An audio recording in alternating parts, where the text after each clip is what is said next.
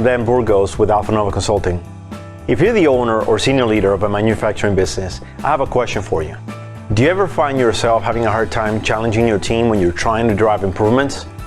If that's the case, I'll give you 3 criteria to understand what's value added, and then the rest is waste. This will help you cut through the noise and help them see what really adds value in the operation so they can work on eliminating everything else.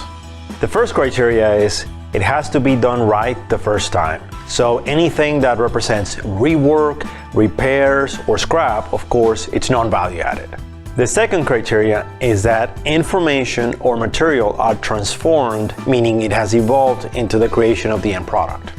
The third criteria is that it's a step that the customer is willing to pay for. And I'll give you an extra one.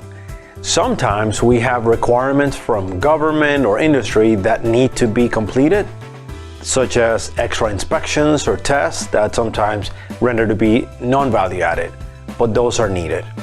So there you have it, 3 criteria that will help you identify or separate what's value added and what's waste. I'll summarize. Has to be done right the first time, must transform information or material, and the customer is willing to pay for. Use that to challenge your team in driving improvement. To receive more tips on how to drive profitable growth in your manufacturing business, be sure to hit the like button, subscribe to our YouTube channel, and follow us on LinkedIn.